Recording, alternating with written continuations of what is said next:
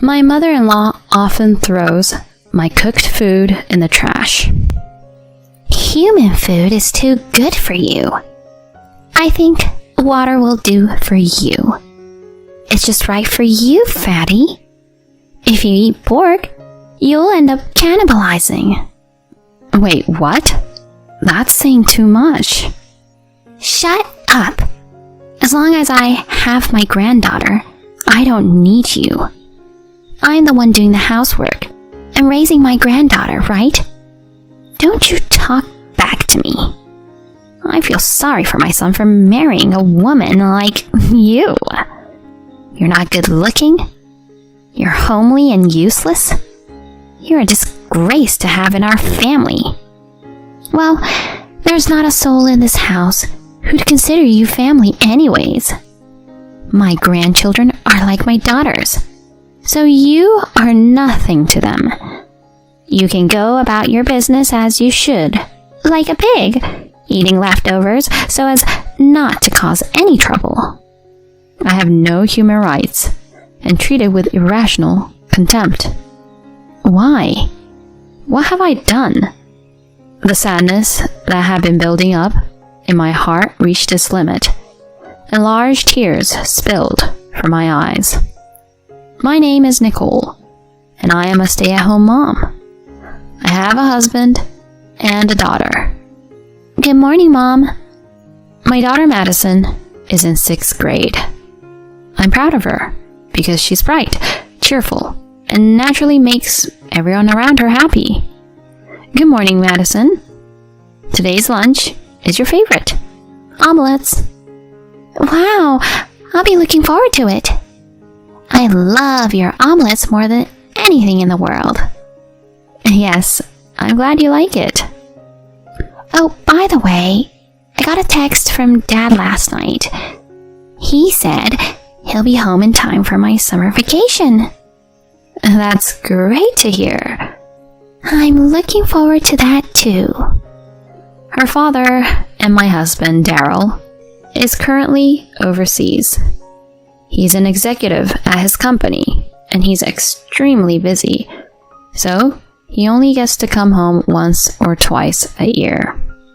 Madison and my husband don't see each other very often, since the assignment was made shortly after Madison was born. Even so, Madison is very attached to my husband, and he also cares about her a lot. Well, I'm off to school now. Have a good day. I'm sure she misses her father very much. Even so, Madison never whines about it, and always smiles, and makes me feel at ease. I am the one more worried about my husband's absence, and sometimes gets nervous about things. Seeing me like that, I think Madison is acting stout-heartedly because of her concern for me. A smart and kind husband, and a good-natured, strong-willed daughter. Thankfully, with these two people in my life, I can say that my life is smooth sailing. Except for one person, my mother-in-law. After sending Madison off, I was cleaning the room when the doorbell rang. I opened the door to find my mother-in-law, Amy, standing there smiling. Hi, Nicole. How are you today? Hello, I'm doing fine. I answered the door with a smile and gave a casual answer. My mother-in-law is a frequent visitor, and she does all the housework to the point where I have nothing to do left. I'll do the cleaning so you can sit down, Nicole. She smiles at me, but I don't miss it. Despite her kind words, I never miss the mean glint in her eyes. Before I got married, I thought that my mother-in-law was a wonderful woman. She was graceful, smart, and kind. I even admired her. But after I gave birth to Madison, I started to notice some disturbing signs. When I was confused about raising a child for the first time, and my husband's absence, she would approach me to give me advice. But then she would enter our home more and more uninhibitedly. Then she began to take care of Madison excessively. In addition to doing housework, she pushed me away to attend her open houses and acted as if she were Madison's parent. I could see that at the root of this behavior was the idea that my mother-in-law, my husband, and my daughter were family by blood. But I, her daughter-in-law, was a stranger, and she wanted to ostracize me. I could also see that she wanted to raise Madison in her own way. Hey, Nicole, I'll cook dinner here tonight so that 3 of us, including Madison, can eat together. My mother-in-law, who had just finished cleaning the house, was delighted to make such a suggestion. No, it's okay. I'll cook. I feel bad for always making you cook. Not wanting to ingratiate myself further with my mother-in-law, I tried to gently turn down her suggestion. But my mother-in-law said, Don't worry about it. Madison likes my cooking anyways. She stubbornly refuses to take a step back, to let Madison think that her cooking is delicious, and to feel like she was the one raising Madison, not me. That was what she wanted to do. These days went on, and I became stressed out. I was afraid that Madison would sense the discord between my mother-in-law and me, and she would get stressed out too. Would Madison eventually be inspired by her grandmother to shun me? I couldn't help but feel anxious at the thought. At first, I tried to bear it on my own, but then I felt I was reaching my limit. I wanted to talk to my husband about it. I felt uncomfortable contacting my husband, who is a busy man, and I'm sure he wouldn't be happy to hear me bad-mouthing his mother. But I knew that my mother-in-law was probably taking advantage of the fact that my husband knew nothing about it, and that my husband was the only one who could help me with this situation. So I turned on my laptop and reached out to my husband via video call. Nicole, what's wrong? Did anything happen? On the screen was my husband, still looking at me tenderly. I'm sorry for the sudden call. It's okay. Don't hesitate to let me know if you need any help. When I saw my husband's smile, I felt relieved, and my suppressed feelings began to overflow, and I told him everything my mother-in-law had done. My husband listened to me quietly, nodding his head. My mother was treated like that by her mother-in-law, my grandmother. I guess she thinks that you, the next generation, deserve to be treated the same way she was treated. I see. I know it must be hard for you, and I'm worried about how it's going to affect Madison. But I'll protect you guys. I feel a little better now that my husband understands what I was going through. Somewhere along the line, my mother-in-law started bringing gifts when she visited our house. Nicole, here's some muffins I got from the store in front of the station, where there's always a long wait line. Thank you very much. I'll prepare some tea now. I have no idea what she's thinking. It's so creepy. I've been eating a lot less lately. You can have some for me if you like. I see. Well, I'll have some if you say so. This exchange went on almost every day. She also started following me around and restraining me even more than before, asking me to watch TV together and do some baking. So I lost time for my daily walking and stretching routines. In the end, my weight increased more and more because of all the sweets and lack of exercise. And my mother-in-law's attitude changed drastically when she saw me getting fatter and fatter. One day, my mother-in-law came to our house, and as soon as she saw me, the first thing she said to me was, "Nicole, you've been gaining some weight lately, haven't you?" She looked at me coldly, as if she was looking at something dirty. Yes, I was thinking that too. I've got to go on a diet. When I replied with a friendly smile, my mother-in-law's tone of voice turned sharp and fierce. "You need to lose weight now. I can't have Daryl have a wife in that shape. Even Madison wouldn't want to have with such a sloppy mother." While I was stunned, my mother-in-law strode into the kitchen and looked at the fried rice I was making for lunch. And the next moment, she threw it into the trash. What? I didn't have time to process what had just happened. "You shouldn't be eating such calorie-dense food." I stood there for a while in surprise. Then my mother-in-law's attitude escalated. One night at dinner, I looked at the table with all the food my mother-in-law had prepared, and I was mortified. While my mother-in-law and Madison were sitting down to a sumptuous steak, I was sitting down to a bowl of yogurt.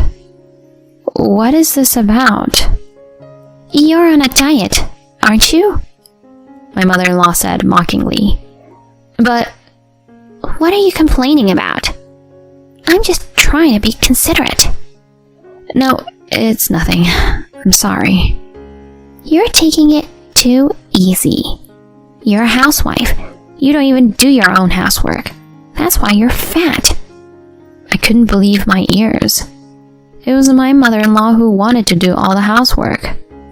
"Maybe I spoiled you too much. I'll have you move around from now on." But even after that, I was not allowed to do housework, but was forced to do hard exercises, such as jogging 5 miles and doing 1,000 sit-ups every day. As I was getting drained from the hard workout, I realized my mother-in-law's terrible plan. She had deliberately made me gain weight, and now she wanted to force me to lose weight and put a strain on my body. How could she do such a cruel thing to me, no matter how much she disliked me? I felt so unbearable that I cried quietly by myself in the bathroom at night. Then, suddenly, Madison came.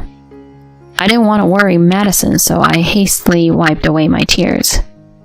"Are you being bullied by Grandma?" No, that's not it. You don't have to worry about anything. Even if I hide it, this girl who is more perceptive than most will understand." "Mom, I love you for always smiling and listening to what I have to say. I don't care if you've gained weight." Madison. When I heard those words, I had an epiphany. I felt foolish for fearing that Madison might be influenced by her grandmother. She's already grown up enough to be able to make good decisions on her own.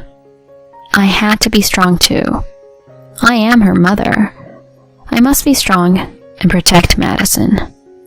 I can't let my mother-in-law keep letting me down. That was when I had an idea. A few days later, it was Madison's 12th birthday. As usual, my mother-in-law took care of the party and didn't let me do anything.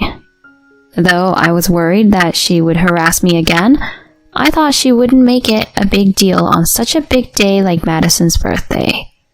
But I was naive. It seems that my mother-in-law is really rotten at heart. My mother-in-law's order of roast pork for 2 was for 2 people, and there was none for me. Mother, what in the world? I was so disgusted that I couldn't speak. My mother-in-law was sipping a bottle of fine wine all to herself. "I ordered a delivery for my family.